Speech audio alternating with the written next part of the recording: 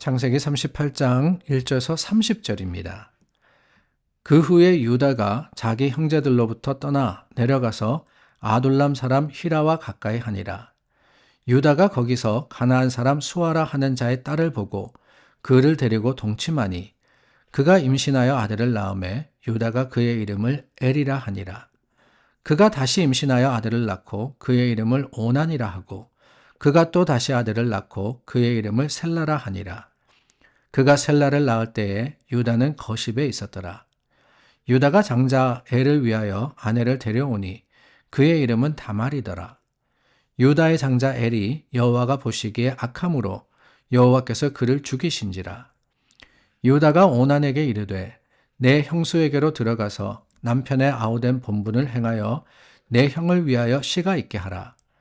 오난이 그 씨가 자기 것이 되지 않을 줄 알므로 형수에게 들어갔을 때에 그 형에게 씨를 주지 아니하려고 땅에 설정하매 그 일이 여호와가 보시기에 악함으로 여호와께서 그도 죽이시니 유다가 그의 며느리 다말에게 이르되 수절하고 내 아버지 집에 있어 내 아들 셀라가 장성하기를 기다리라 하니 셀라도 그 형들같이 죽을까 염려함이라.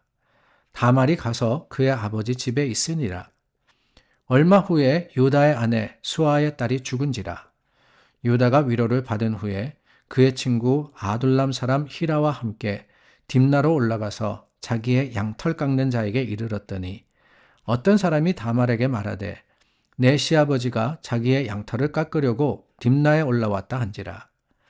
그가 그 과부의 의복을 벗고 너울로 얼굴을 가리고 몸을 휩싸고 딥나 길 곁 에나임 문에 앉으니 이는 셀라가 장성함을 보았어도 자기를 그의 아내로 주지 않음으로 말미암음이라.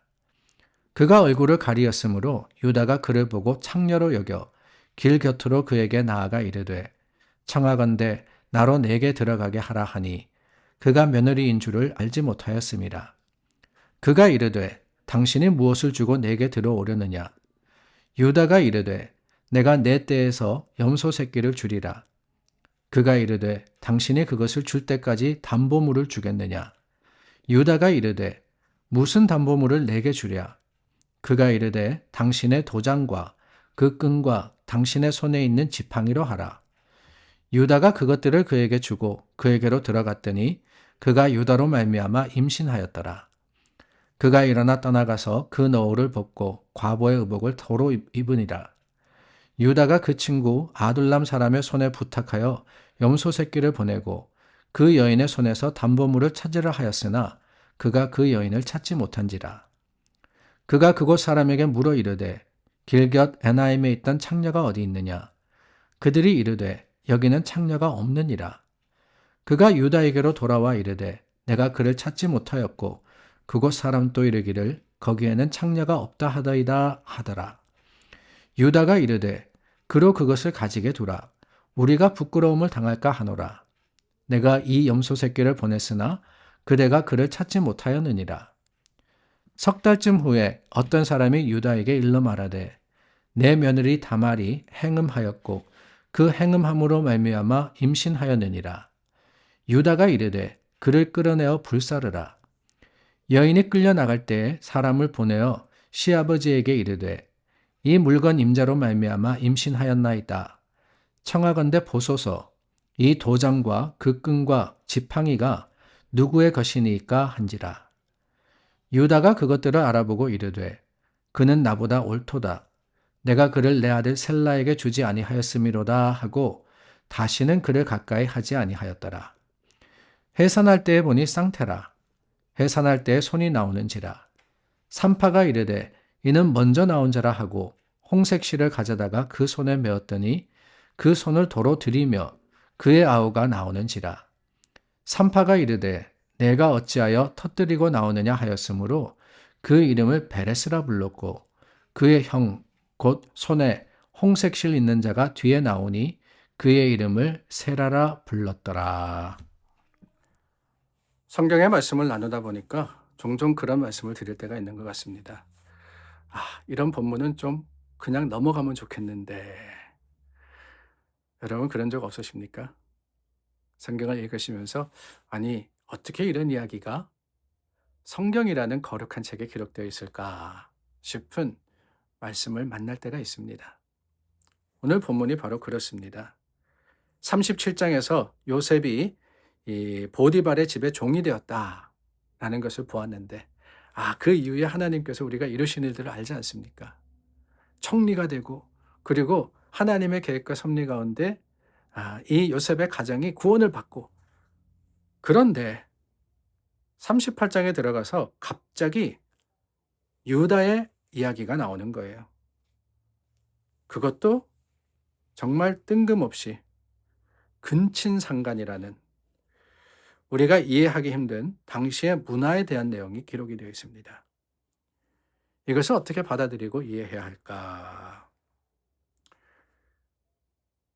그런데 여러분, 사실 유다와 다말의 이야기는 전혀 뜬금없는 이야기는 아닙니다. 왜냐하면 성경은 처음부터 요셉의 이야기를 야곱의 가족이라는 큰 틀에서 말씀하고 계시기 때문에 그렇습니다.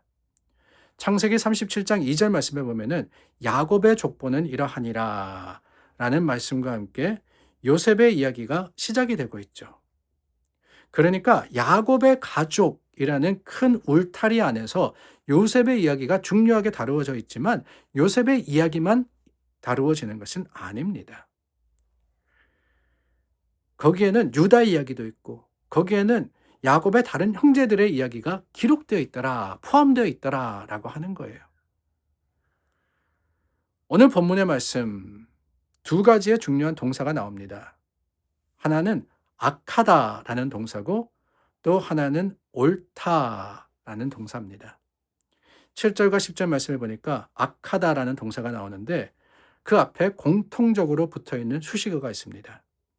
다름이 아니라 여호와의 보시기에 라는 말이죠. 하나님께서 보시기에 악했다. 야곱이 가나안 여인과 결혼해서 낳은 첫째, 둘째 아들, 하나님 보시기에 악했습니다. 그래서 둘 다 심판을 받아 죽었습니다. 여기서 말씀하시는 악하다는 말은 단지 윤리적으로 끔찍한 죄를 지었다라고 하는 게 아닙니다. 성경에서 악하다, 옳다라고 할 때는 관계적인 의미를 상징하고 있습니다. 유다의 첫째 아들, 둘째 아들이 악했다라는 것은 하나님과 바른 관계를 맺지 못했다라고 하는 것이지요.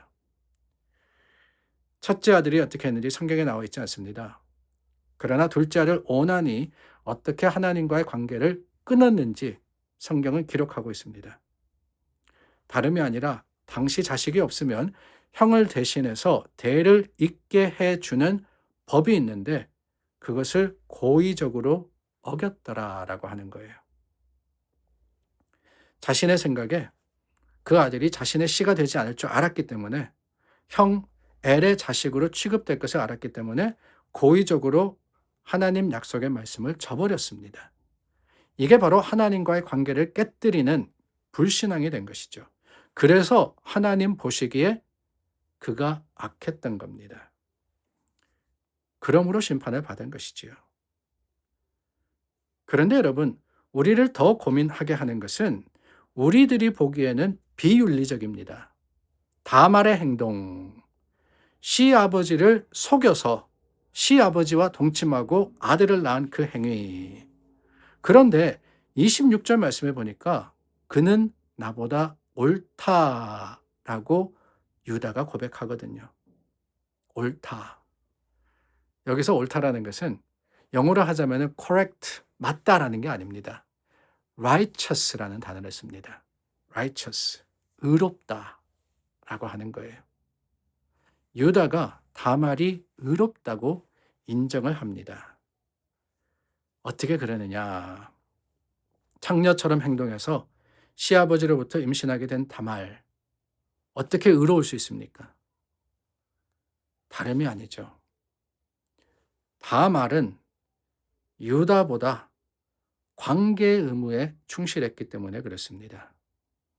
유다는 다말에게 자식을 잊게 해주는 의무를 다하지 못하고 하나님의 말씀을 제대로 붙들지 않았지만, 다말은 위험을 무릅쓰고 창녀로서 쫓겨나고 그리고 돌을 맞을 그런 위기를, 그 위험을 감수하고 자신의 권리를 되찾았고 믿음으로써 하나님이 약속하신 자손의 축복으로 들어갔더라라고 하는 거예요. 그래서 다말이 옳다라는 평가를 받았습니다. 야곱의 자손이고 약속의 자손인 유다, 하나님의 약속에 불성실합니다. 그러나 가나안 여인인 다말, 이방인이었지만 오히려 하나님 앞에서 자식의 축복을 보장하는 하나님의 약속에 충실했던 거예요.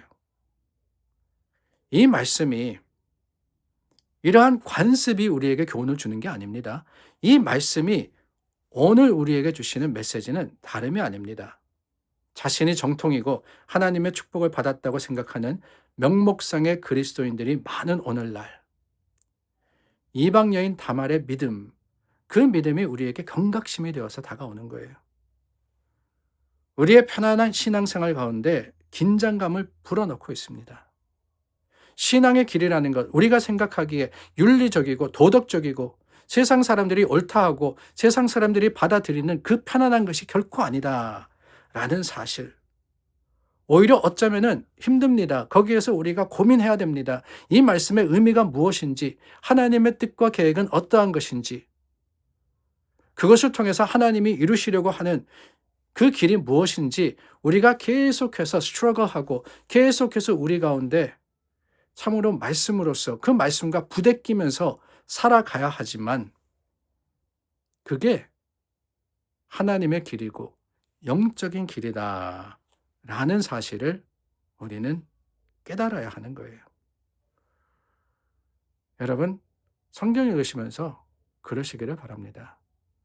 내가 편안하고 내가 받아들이기 쉽고 내가 딱 마음에 드는 그 말씀이 은혜로운 게 아닙니다. 어쩌면은 힘들고 어렵고 어떻게 이럴 수 있을까? 이게 도대체 무슨 뜻일까? 그 말씀이 오히려 곱씹고 묵상하는 가운데 우리에게 더 큰 교훈이 될 수 있습니다. 그러므로 여러분, 깨어 있으십시오. 세상의 편안함에 취해서 그냥 편안한 내 만족이 되는 그런 신앙생활 하려고 하지 마시고, 어렵고 힘들지만은 부대껴 가면서 하나님과 씨름하면서 믿음으로써 승리하는 여러분들이 되시기를 우리 주님의 이름으로 축원합니다. 기도하겠습니다. 하나님, 힘들고 어려운 것이 신앙의 길인 줄 압니다. 우리가 그 길을 가기가 너무나도 벅차지만 주님께서 인도하시는 길이 생명의 길인 줄 알아서 오늘도 싸우며 갑니다. 씨름하며 갑니다. 우리를 붙들어 주시고 인도하여 주시옵소서. 예수님의 이름으로 기도드립니다. 아멘.